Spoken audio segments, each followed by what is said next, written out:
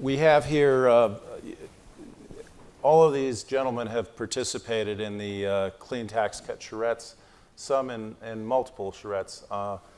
I'm very pleased to have Hutch Hutchinson here, who serves in multiple capacities.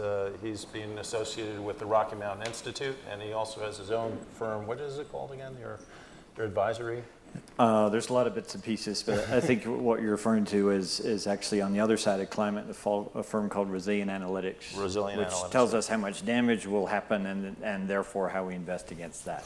I'm very pleased to have Hutch here, first of all, because AREI set us on this course of charrette policy development a year ago, and Hutch himself has been involved in two of the charrettes, the original one at Columbia and the oil and gas one at the University of Colorado. We have Travis Holland from Anadarko, who was at the oil and gas charrette. Travis Johnson, after myself and Elizabeth, has the record of the most charrettes. He's been at 3 of them. And, congratulations. And he's with ASU LightWorks. And it's going to get a little confusing because we have 2 Travises here, so bear with me. And Aaron Berger is with what used to be called the Nexus Climate Change Working Group, and I convinced them that Republicans would listen to them more if they called it the Nexus Energy and Environment. Energy Innovation. Energy Innovation Working Group. So welcome, gentlemen. And maybe if I could just go, maybe the thing I would ask is maybe, Hutch, why don't you tell us a little bit, first of all, about the ideas that came out of the oil and gas charrette, how that works, to give people an idea of that particular charrette and the ideas coming out of there. Well, I'm going to defer part of that to Travis, who's more expert on oil and gas than me, but as you think about this for oil and gas, you say, what are the levers in place? And there's a tremendous one around methane and around leakage, where there's lots of opportunities, but the opportunities don't quite line up with economics. And so there's some very interesting things to do with what's the trigger to push them over the top. And what are the things that would get everybody's head into it, as opposed to person A in finance and person B in sustainability and person 3 in community relations and a few folks in ops. It's too hard to do things that way within any corporate structure. So what are things that actually can trigger a lot of people saying, how can we do this and how can we push it? And that's the point that somebody made earlier. Once you're really pushing something, you're going from the machine shop version to something to the industrial at scale version of something, and all of a sudden your economics start to look better, and all of a sudden you've done something very substantial. So it's a scaling agent. Mm-hmm. Right. Well, maybe then I'll shoot to Travis. Why don't you lay out a couple of the specific ideas that we came up with for the oil and gas charrette, and give your assessment of how some of those would work. Sure, and I think what would be most informative in this conversation, other than the surprise that I was invited to participate in the first place, as you might imagine. Let me just say that I'm very glad to have Travis Holland here. I want to mention that, the laissez-faire economics was actually not invented by an economist. Laissez-faire economics was actually invented by a businessman in 1661, I think it was. The French Minister of Finance called a meeting of the prominent merchants and tradesmen of France, and Monsieur Legendre, a merchant, when he was asked, so what should France do to help trade? He answered, laissez-nous faire, which is just let us do. Let us participate in business. Don't block the markets to us. And so, to me, I think the opinion of an actual businessman about whether a policy would work or not is really key. Thanks, Rod. I appreciate that. And I think it would be helpful, as I started to say, that if I'd like to peel the curtain back just a little bit for you, assuming that you don't spend a lot of time talking to oil and gas people, at least one-on-one. and help you understand a little bit about how we think. And that's why this charrette process was so revealing to me anyway. One thing you need to understand that will help you frame the context of what we're talking about here is to understand that the oil and gas industry, bless you, is not homogeneous. What I mean by that is that we're like the fish in the ocean. There are great big ones, there are big companies, there are really small companies, and there's everything in between. And so to find these levers that Hutch was talking about, the food that's exciting to the minnow might not even be visible to the whale, and vice versa. And the food that's visible to the whale, that means something to the whale, the minnow might just see it as the side of a wall. So that kind of helped me to frame my thinking about, so how do we apply these levers that Hutch was talking about? The second thing you need to understand about the oil and gas business is that we're in the commodities business, at least from the producer's standpoint. And the oil and gas charrette was focused particularly and specifically on the producers. We do not set our prices for what we sell. We take whatever the market gives us for what we sell. That means that we're keenly focused on costs. To answer the demands of our shareholders, since we can't adjust the price side of what we do, we have to focus on the cost side of what we do. How can we keep costs under control? And then we determine, too, that similar to farmers in the commodities business, there's sometimes, if you've ever been by a field, if you will, that they harvested wheat or corn from, and you see those little grains laying on the ground that are left over after the harvest is complete, and you realize that there's nothing wrong with that grain. It's in perfectly good condition. It's very, would have some value. But the farmer made the decision, for whatever basis, that leaving that grain on the ground is cheaper than it would be to spend the extra money to harvest it. He may be making that decision for the wrong reason. He may have not measured how much grain he's leaving on the ground. And so that kind of plays into this whole conversation about the clean tax credits concept, which I'm getting to. And then lastly, just to say that we need to keep our eye on the ball. I'm a very simple-minded person. I'm used to talking to legislators and lawyers, and so in most of my conversations, I try to keep things as simple as I possibly can. Plus, it's how I learn. But the goal is to reduce greenhouse gas emissions, in particular methane. We believe that the things that came out of this charrette, these tools that we're recommending, that apply on the debt side, that apply on the equity side, that apply on the certification and verification side, are all things that may not apply uniformly to every company. It may not be it isn't a one-size-fits-all. There may be something that moves the needle, but there is something that's keeping certain producers from using technologies that are available today that would reduce fugitive emissions. And so, as I keep referring back to what Hutch said, because he said it so perfectly, what are those levers? What are those barriers? And how can we overcome those barriers? If you can reduce the cost of capital to these producers so that they can make that investment in these clean technologies that we already know work, that will move the needle in reducing emissions from our operations.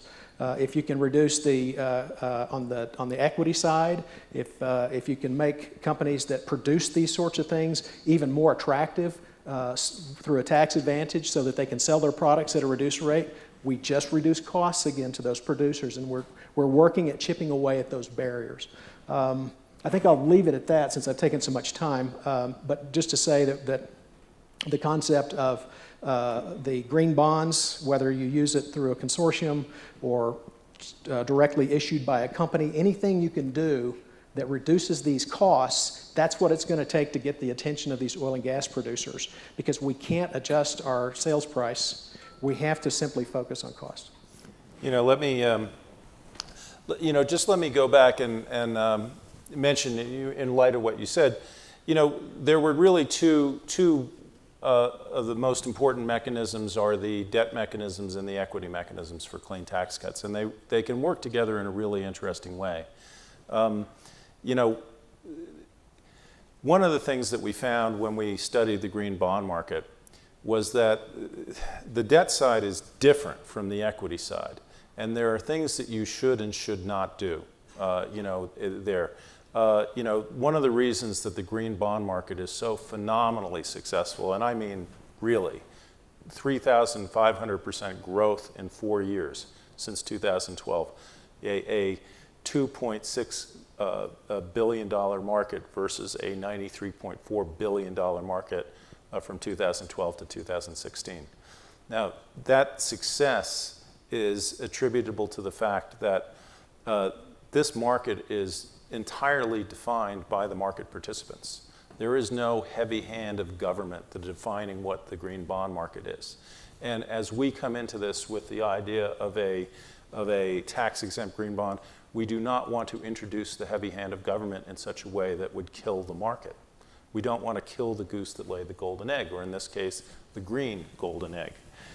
And so one of the things that we found that we needed to do in terms of how you would structure these bonds is they need to be, one of the things that would kill the market, for instance, is if you had prospective, a performance requirement on environmental impact, so that if you judge the bond or the project 3 years down or 5 years down the line and it didn't live up to specs, you lost the tax exemption. Issuers would never issue a bond like that, and bond buyers would never buy a bond like that, because in the bond market, what you need is, you need to reduce risks. You need to have a predictable cash flow that people can buy into. They don't want to buy into a risk like that. So you also don't want to turn the IRS or the SEC into an impact verification agency. That's not what they do. They don't know how to do that. They don't want to do that. And if you make them do that, they'll mess up the market.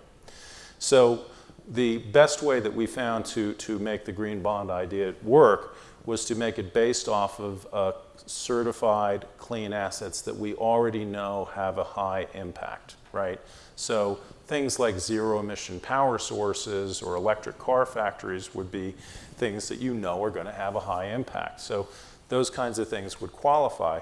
In the oil and gas sector, there's a long list of technology called RACT-backed or best available control technology, and we include a list on that. And that includes things like solar panels or wind power to power the well equipment so that you're not drawing power off the grid. Things like centralized stabilization facilities so that you're not trucking and transporting the oil or the gas. New VPUs, control units, and also, most importantly, moving to mass balancing so that you can actually tell exactly how many hydrocarbons you're losing from one end of the system to the other. So, the interesting thing about, the way we structured, these proposals is that the green bond proposals, based on these clean equity, lower the cost of capital for these projects. And you can give up, one of the interesting things about debt, right, is that corporations use it for leverage. And leverage means is that what they're doing is they're really driving more profits to the equity side. So you can use these green bond ideas in an interesting way so that you're not giving away the farm as a government to give tax exemption on these green bonds, because you have the opportunity to pick up taxes on the equity side. So on the equity side, we mostly did not recommend 100% tax exemption for anything. We recommended, maybe 25% off the tax rate or 50% off in some cases.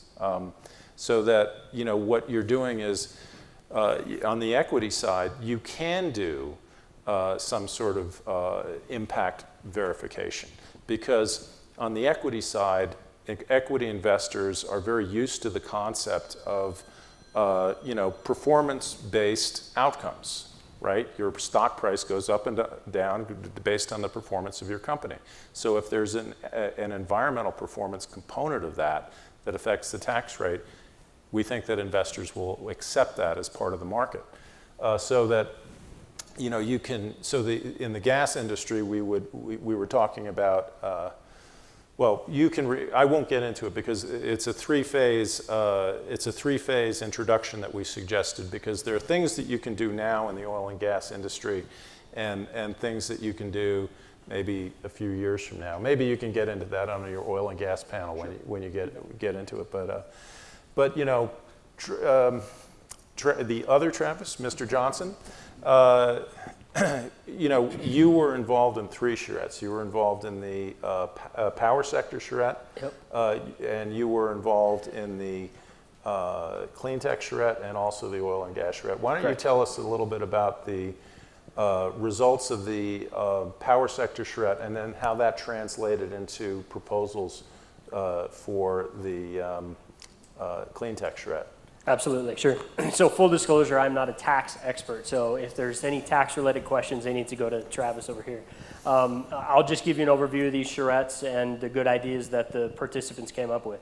So for the power sector, which started off as wind and solar and then kind of expanded a little bit, we liked the idea of emissions reduction bonds, which would be a type of green bond that would have triple tax-free and would be applied to any zero emission energy generation technology, so wind and solar or anything else in the future. And then also a complementary one called clean asset bond, which would be to finance infrastructure to support that renewable energy or zero emission energy.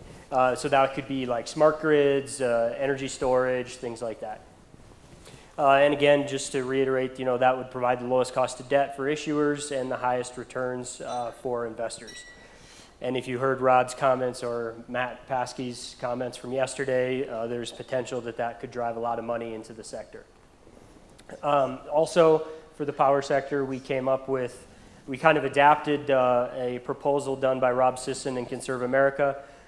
They were proposing a zero rate income tax on profits from zero emission energy. We thought, well, why don't we, instead of 0, let's do 25% of normal. So still a good reduction, but not quite 0. But then also extend that 25% of normal rate to the taxes that the investors pay on capital gains and dividends. And the reason for that is the thinking is it might drive behavior. So with utilities specifically, a lot of board members, managers and employees all have stocks in the company. And so if they can make more returns through this mechanism, that may change their behavior and they may want to do more zero emission energy because they're getting more money in their pocket essentially. And so again, just incenting decision making and changing corporate culture. So then for the clean tech and R&D one, you know, that we started out, it was kind of hopelessly broad. Sat there for an hour with our heads in our hands thinking, how are we going to even try and tackle this problem? So we decided to come up with a straw man, and since I'm at ASU, we do a lot in carbon economy, which you've heard about on multiple panels. So we used that as a straw man, figuring if we could figure out mechanisms that would improve the carbon economy, clean tech and R&D, it would probably apply to others as well. So we came up with a few ideas, really not new, just adopted a little bit. So the clean asset bond that I previously mentioned could be used to finance the carbon capture infrastructure. Could also be used to finance the manufacturing of products that use the recycled carbon. And then using like a 50% reduced tax rate on profits from carbon capture or the sale of products that use recycled carbon. So those are two mechanisms, and those could easily apply to waste to energy projects, waste recycling, manufacture of products and fuels from reclaimed plastics. I mean, you could just go down the list. But then one other mechanism we talked about was immediate tradable clean expensing. So any expense you incurred doing R&D around clean energy or clean innovation of some type, you could expense it off immediately off your balance sheets, but you could also trade it. So that would introduce kind of a trading scheme that could also increase uptake of the whole concept.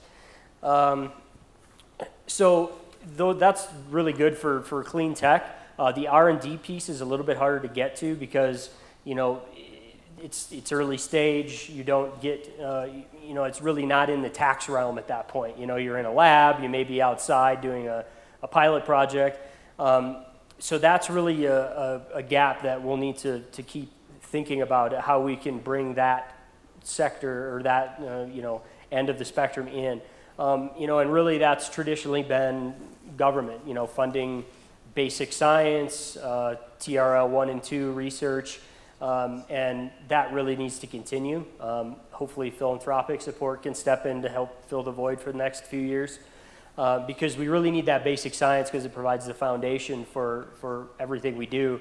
Going from idea to prototype or proof of concept to pilot scale, that's all pre-tax implication there. So we need to figure out how to do that. So the devil's in the details. We need to really get clear on how we define what R&D qualifies for clean tax cuts and what doesn't.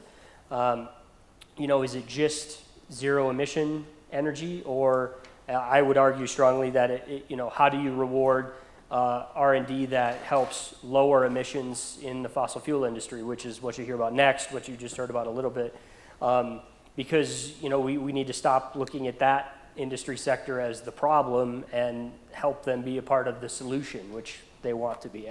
You're sitting here, so and having been at their charrette, I saw that firsthand. Again, it needs to be simple. Whatever mechanisms we come up with, how we define the R&D, it needs to be simple. It can't be burdensome. For the reason Rod mentioned, we don't want the big hand of government here.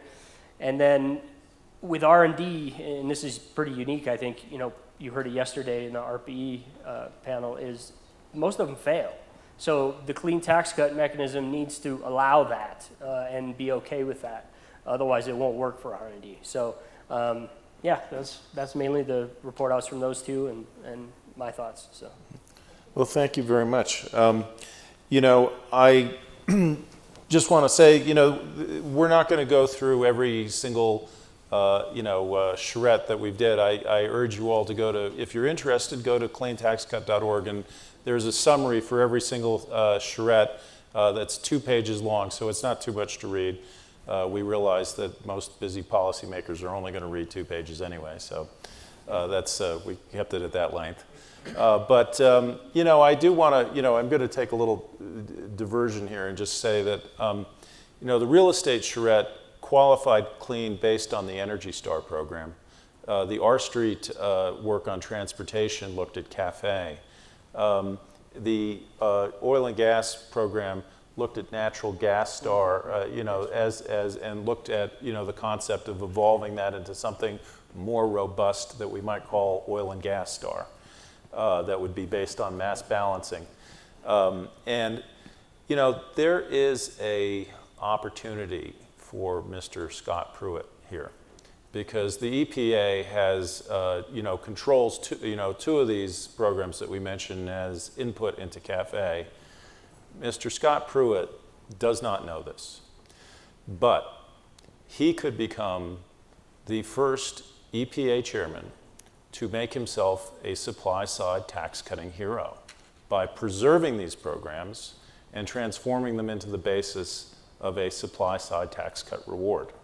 And I'm very much looking forward to the meeting that Rob Sisson told me we can have with Scott Pruitt to tell him about these ideas, which should be taking place fairly soon. So I'm very hopeful about that. Before we go to Aaron, I want to come back to Hutch for just a second, because we've heard a wide swath of ideas. And Hutch was at the first charrette, and he was also at the oil and gas charrette, as I mentioned. And at the first charrette, Hutch was perhaps one of the toughest devil's advocates for the clean tax cut idea. And he left that charrette somewhat doubtful that it could work. Have you changed your mind? And what's your view now? I always wonder whether devil's advocate means I'm the devil or you're the devil.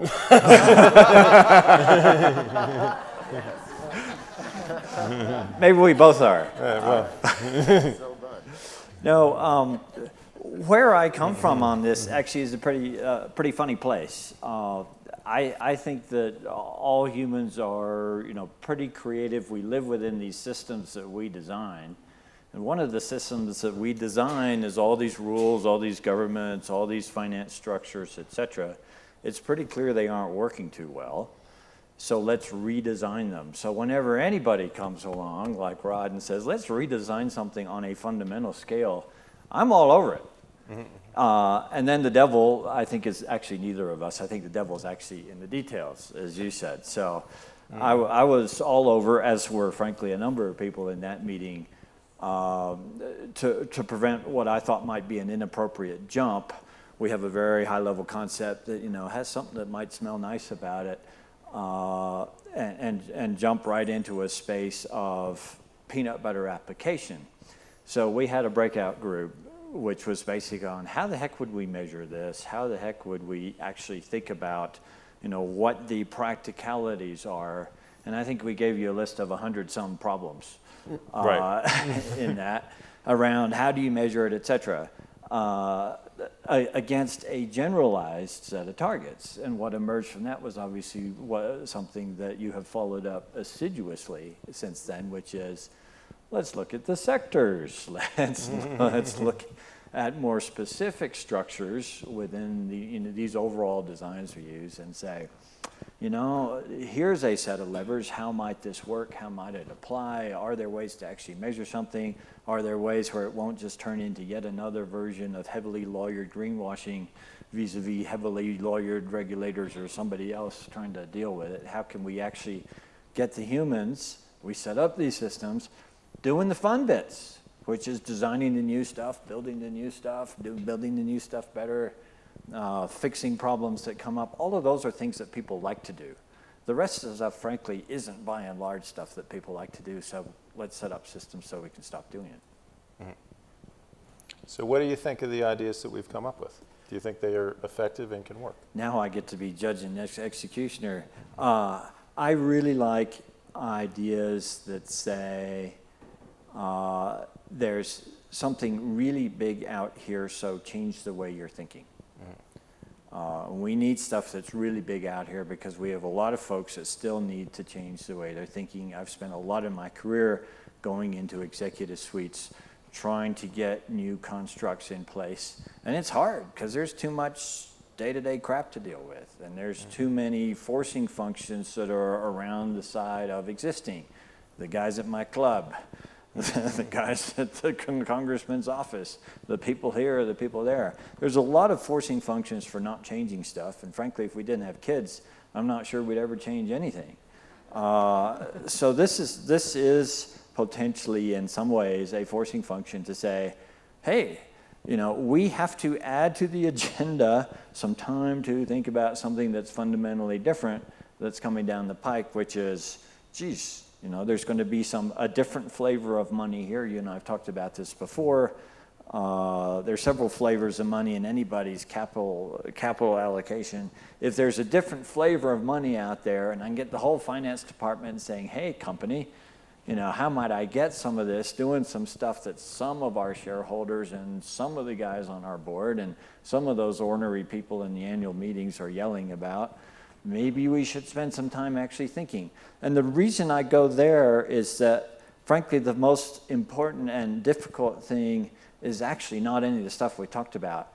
It's designing and framing the projects that will actually work. They will work numbers-wise, they'll work technically, they'll get out there, the people know how to run them, et cetera.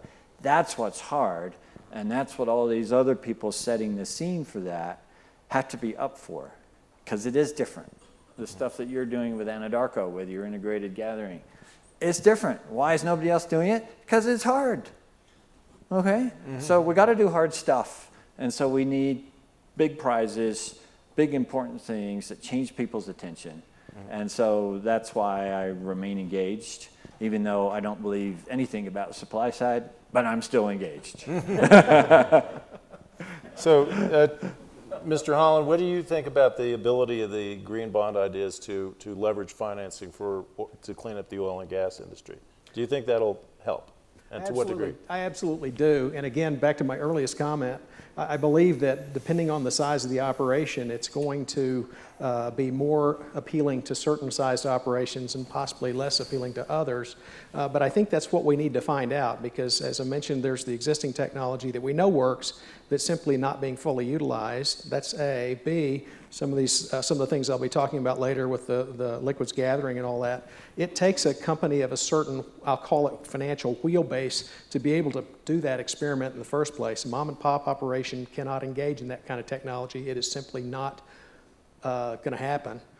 But it could move the needle on some of that smaller stuff and getting pieces of equipment, vapor recovery units, and the like in place that are currently not being used. And I think there's some future technologies that are on the cusp of coming out. We just need to figure out how to make that equation work for all of the operators, so with their own tolerance for costs, they can do the right thing. Yeah. So Aaron's group, Nexus Climate Change Working Group, has been represented at more charrettes than I think almost anyone else, except maybe the universities, which were able to deploy a lot of people. But I think at least, depending on how you define a Nexus member, I think at least 9 Nexus members participated in the charrette process. Yeah, I think so. And Aaron himself came to well, at least you came to the dinner at the first one. Yes. Right? So, Exception. I have to say that the amount of energy that I've seen from millennials on clean tax cuts is really remarkable. Many millennials, whether they're in Nexus or grad students who are in the universities that have worked for us, seem to see climate change and the inefficient policies that we have now as their parents' fault. And they're eager to find a new wave of solutions. And I have to say the energy has been amazing. John, your girlfriend Savannah has been just unbelievable. Andy Sabin had arranged a meeting for me with Michael Northrup from the Rockefeller Brothers Fund. And I walked into the meeting, and Valerie Rockefeller Wayne is there, and she's read every single thing I've written about clean tax cuts, because Savannah had taken it upon herself to introduce Charles and Valerie, and Charles is Valerie's brother, to clean tax cuts. And her enthusiasm was so infectious that Valerie knew more about it than her program officer. So it was, so with that set up, tell us what Nexus is planning on doing, and what's your perspective on clean tax cuts, and how do you want to engage? Thanks, yeah. So clean tax cuts for us has been really exciting. A lot of the stuff around carbon tax and cap and trade and things like that, like was mentioned earlier in the prior panel, have basically been non-starters for a while. It feels like those kinds of plans were put together when we were under the impression that renewables may or may not be profitable. And so that certainly colored some of the thinking. Now, obviously, not the case. That's why we're all here. But for me, as somebody that measures geopolitical risk, I also look at clean tax cuts as really the only feasible thing that we can do to get going. We have to start somewhere. And as ridiculous as the partisan divide is on this problem, we have to cross it somehow. One of the first projects that we started in the working group was actually trying to figure out why this partisan divide was happening. One of the interviews that I conducted was with North Carolina State Republican Representative, Jason Sain. And he shared with me a story where a colleague of his, Representative John Zoka, who was a not for climate anything. However, Representative Sain is. And they ended up coming together on incentives for green technology companies to come and root up in North Carolina, right? So you had a huge shift happen just from one Republican to another. It was beautiful. I've talked with one of the co-founders of the Tea Party, Debbie Dooley. She talked with me a lot about how communication has been so co-opted by a lot of the moneyed interests that we need to change and have a different kind of lexicon, focusing on energy independence, right? Energy choice, competition, right? Security. These are the things that really speak to people. We can talk about science until we're blue in the face. We can talk about whether a carbon tax is better economically than a tax cut. If we lived in a political environment where such debate could actually happen meaningfully. But looking at the current political arena in America, does anyone know a Republican who will say no to a tax cut? I don't see any hands. I'm just, right? It's, you know, so. There's a few in Kansas now. What? There's a few in Kansas now. Well, you know, there's always exceptions. You got the black sheep there. But, you know, the main thing is, though, is that we have to get started somewhere, right? Is clean tax cuts like the magic silver bullet that's going to reduce carbon and meet us with Paris? Probably not, I don't know. Is it a start? Yes. Is it the only, from my analysis, viable way to actually get not only Congress necessarily, but also I think there's a huge opportunity. I was just talking with Dan from ACCO earlier about the incredible opportunity from now what, 13, 14 states that have come up and signed on to the Paris Climate Agreement. Also, John was telling me earlier that there's 310 mayors, right, that are coming on now. And so if a plan began also with the states and with the municipalities that are for this, a groundswell could generate around how this should be done. Again, this is not the end-all, be-all for everything, but we have to start somewhere. And I think this is where we can start.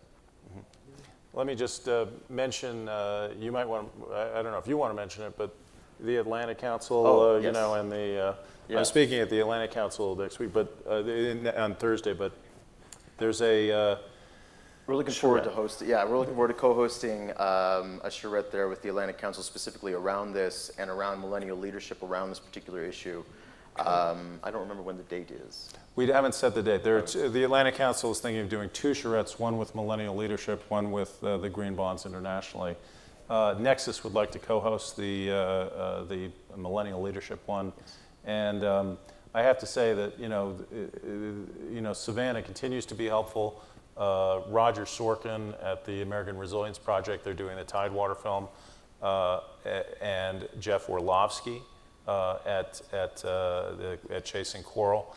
Savannah's working with him, are both going to be doing impact campaigns that incorporate clean tax cuts into the messaging.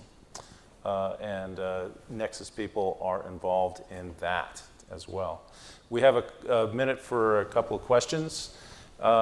Andy in the back. Thank you, Rod.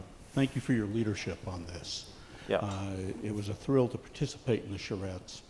I would like to have the panel comment on 2 items that would help explain to those of us who are either not financially astute, or as astute as some, or not as technically astute as some, why this is so important. We noticed in the charrette that the non-finance types, of which we had plenty, did not understand the difference that is made in a project by just slightly lowering the cost of capital on a project by what we call basis points, a fraction of a percentage, and the compound effect of that on the life of a project. So I'd like someone to comment on that, to explain the importance of it, to drive people into these. And then second, in terms of crossing the partisan divide, your leadership on this has been just outstanding. And what I heard there and saw people working with was the need to have measurable metrics across different sectors that also would apply evenly or fairly to everyone. This had to work for oil and gas as well as for solar and every other area. I'd like someone to comment on that in terms of, from a political perspective, be a quote, quote, conservative or quote, quote, liberal, why that aspect is important to moving this.